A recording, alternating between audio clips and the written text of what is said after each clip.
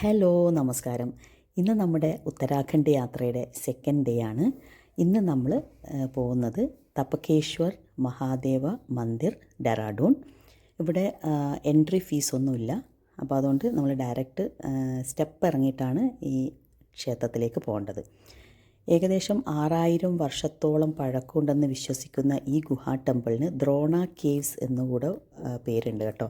ദ്രോണാചാര്യർ ഇവിടെ തപസ് ചെയ്തു എന്നാണ് വിശ്വസിക്കുന്നത്. അതുകൊണ്ടാണ് അങ്ങനെ ഒരു പേര്.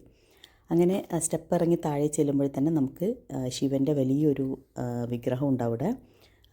പിന്നെ അതിനോട് കുറച്ച് മാറിയിട്ട് ഹനുമാൻ സ്വാമിയുടെ ഒരു വിഗ്രഹം കൂടെ കാണാൻ പറ്റും. ഇത് ഗംഗാനദിയുടെ പോഷക നദിയായ താമസ നദിയുടെ തീരത്താണ് ഈ ഗുഹാക്ഷേത്രം സ്ഥിതി ചെയ്യുന്നത്.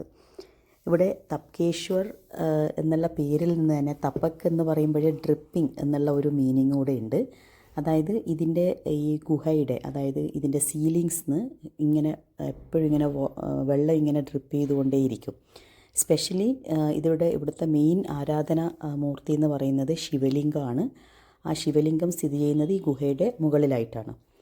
സ്പെഷ്യലി അവിടെ എത്തുമ്പോഴാണ് നമുക്ക് ശരിക്കും ആ ഡ്രിപ്പിങ് ശരിക്കും കാണാൻ പറ്റുന്നത്. ഇങ്ങനെ വെള്ളം ഡ്രിപ്പ് ചെയ്തിട്ട് ശിവലിംഗത്തിലേക്ക് പതിക്കുന്നത് കാണാം. ഇതാണ് മെയിനായിട്ട് ആരാധന നടക്കുന്ന സ്ഥലം. ഇവിടുത്തെ ഈ ശിവലിംഗവും അതുപോലെ തന്നെ ഗുഹകളും ഒക്കെ തന്നെ നാച്ചുറലി ഫോം ആയിട്ടുള്ളതാണ്. അതുപോലെ തന്നെ ഇവിടെ സീലിങ്സിൻ്റെ പല ഭാഗത്തു നിന്നായിട്ട് ഇങ്ങനെ വാട്ടർ ഡ്രിപ്പിങ് നമുക്ക് കാണാൻ പറ്റും കേട്ടോ. അങ്ങനെ ഇവിടുത്തെ മെയിൻ ആരാധനാമൂർത്തി ശിവലിംഗമാണെങ്കിലും മറ്റുള്ള ഉപദൈവങ്ങളും അതിൻ്റെ പൂജയും ഒക്കെ ഇവിടെ നടക്കുന്നുണ്ട് കേട്ടോ. അപ്പോൾ അതിനുശേഷം നമ്മൾ നേരെ തംസാ നദിയിലോട്ട് ഇറങ്ങി. അവിടെ സ്റ്റെപ്സ് ഉണ്ട്. അപ്പോൾ നമുക്ക് നദിയിലോട്ട് വരാനുള്ള വഴിയാണത്. അപ്പോൾ അധികം വെള്ളമൊന്നുമില്ല. അതുകൊണ്ട് തന്നെ നമുക്ക് നദിയിൽ ഇറങ്ങാൻ പറ്റും. നല്ല ക്ലീൻ വാട്ടറാണ് കേട്ടോ. അതുകൊണ്ട് തന്നെ യാതൊരു ബുദ്ധിമുട്ടില്ല. ഇറങ്ങാനും ബുദ്ധിമുട്ടില്ല. നമുക്ക് അധികം വെള്ളം ഇല്ലാത്തത് കാരണം നമുക്ക് ഇറങ്ങാൻ പറ്റി. നമ്മൾ കുറേ സമയം ഈ നദിയിൽ തന്നെ സ്പെൻഡ് ചെയ്തിട്ടുണ്ട്. നല്ല കൂളാണ് കേട്ടോ. നല്ല തണുപ്പുള്ള വെള്ളമായിരുന്നു. അതുകൊണ്ട് തന്നെ നമ്മൾ അതിലൂടെ ജസ്റ്റ് ഒന്ന് വെയ്ഡ് ചെയ്ത് പോകണമെന്ന് മാത്രമേ ഉള്ളൂ. അങ്ങനെ ഈ തംസാ നദിയെക്കുറിച്ച് നമ്മൾ പലപ്പോഴും നമ്മുടെ രാമായണത്തിലൊക്കെ പല സ്ഥലങ്ങളിലായിട്ട് ഇതിനെക്കുറിച്ച് പരാമർശിക്കുന്നുണ്ട്. അതായത് ശ്രീരാമൻ 14 വർഷത്തേക്കുള്ള കാനനവാസത്തിന് പോയി ഫസ്റ്റ് ഡേ സ്റ്റേ ചെയ്യുന്നത് ഇതിൻ്റെ തീരത്താണെന്നും അതുപോലെ തന്നെ സീതാദേവിയെ കാട്ടിലയക്കുമ്പോൾ വാൽമീകി മഹർഷിയുടെ ആശ്രമം ഈ തമസാ നദിയുടെ തീരത്താണ്. അപ്പോൾ അവിടെയും ഇതിനെക്കുറിച്ച് പരാമർശമുണ്ട്. ഇപ്പം നമ്മൾ കണ്ടിരിക്കുന്നത് ഗുഹയുടെ അതായത് ഈ നദിയുടെ ഒരു ഭാഗത്താണ് നമ്മുടെ മെയിനായിട്ടുള്ള ആരാധന, അതായത് ശിവലിംഗം ആരാധിക്കുന്നത്. അതിൻ്റെ അതർ സൈഡാണ് ഇനിയിപ്പം നിങ്ങൾ കാണുന്നത് കേട്ടോ. അതായത് അതിനുവേണ്ടി നമുക്ക് റിവർ ക്രോസ് ചെയ്ത് പോവാം, അല്ലെങ്കിൽ ഇവിടെ ഒരു ബ്രിഡ്ജ് ഉണ്ട്, അതിലൂടെ അങ്ങോട്ട് കടന്നു പോവുകയും ചെയ്യാം. നമ്മളങ്ങനെ ബ്രിഡ്ജ് കടന്ന് വന്നപ്പോൾ കാണുന്ന കാഴ്ചകളിലേക്കാണ് ഇനി നമ്മൾ പോകുന്നത്.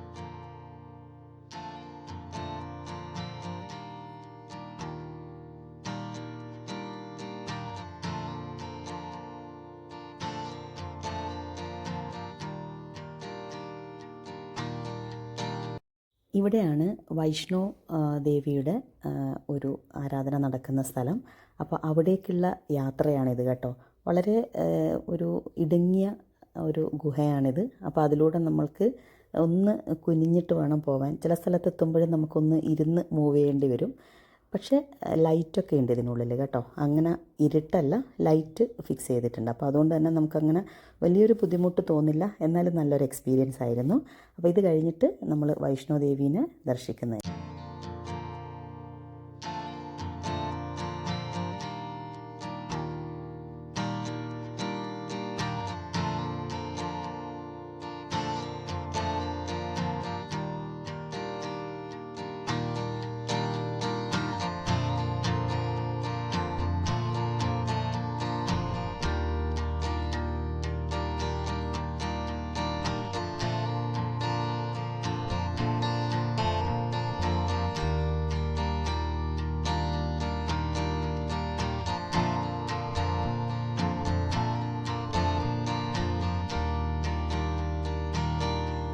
ഇങ്ങനെ വൈഷ്ണവമാതയുടെ ദർശനത്തിന് ശേഷം ഞങ്ങൾ നേരെ വന്നത് ഇവിടെയുള്ളൊരു മാർക്കറ്റിലാണ്, അതായത് പൾട്ടൺ മാർക്കറ്റിലാണ്.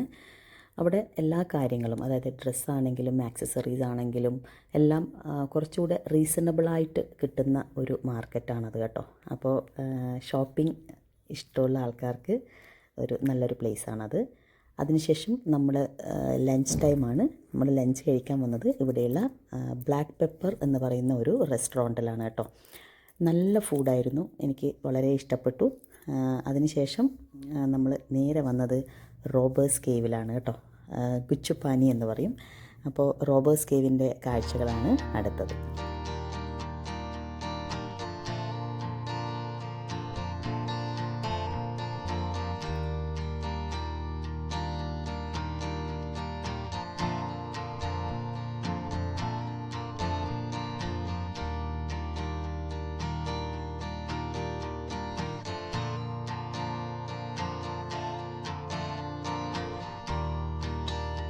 ഈ റോബേഴ്സ് കേവിലോട്ട് വരാൻ നമുക്ക് എൻട്രി ഫീസ് ഉണ്ട്, 35 റുപ്പീസാണ്.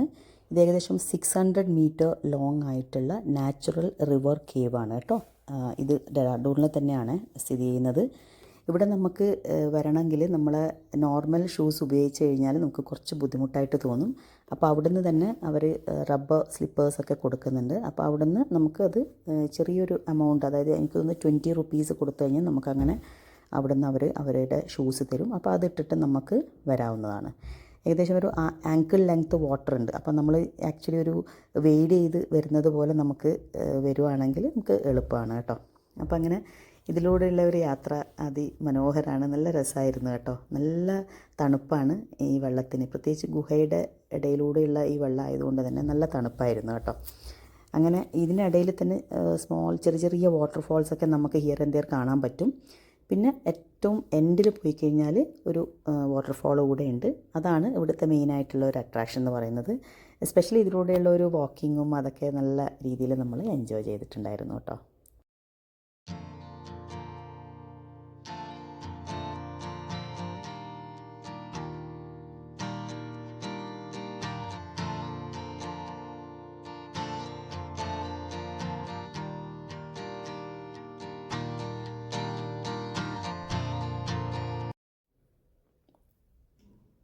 അങ്ങനെ റോബേഴ്സ് കേവിലെ കാഴ്ചകൾക്ക് ശേഷം നമ്മൾ നേരെ വന്നത് പ്രകാശേശ്വർ മഹാദേവ മന്ദിറിലാണ്.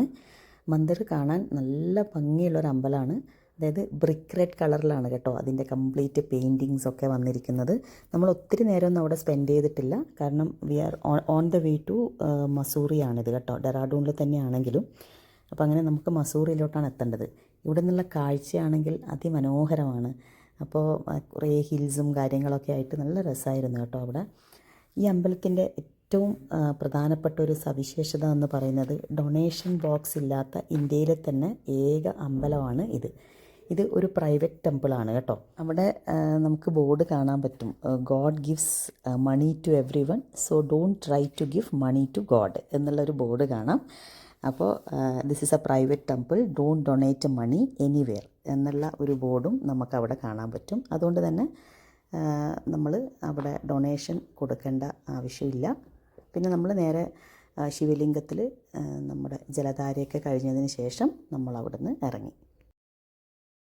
അങ്ങനെ ഇവിടുന്ന് മഹാദേവൻ്റെ അനുഗ്രഹമൊക്കെ വാങ്ങിച്ച് ഞങ്ങൾ നേരെ പോയത് മസൂറിയിലോട്ടാണ്.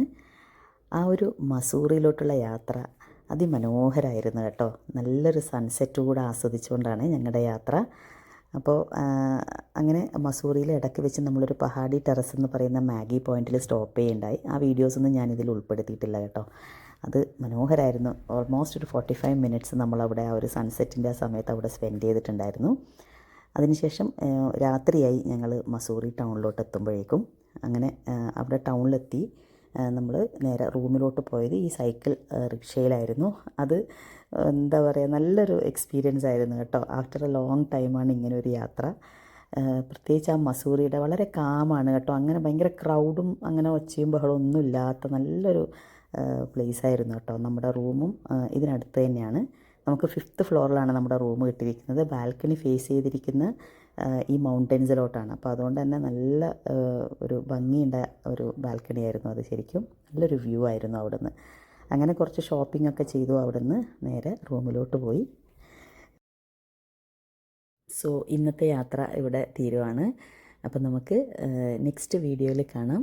So thank you for watching. Thank you all.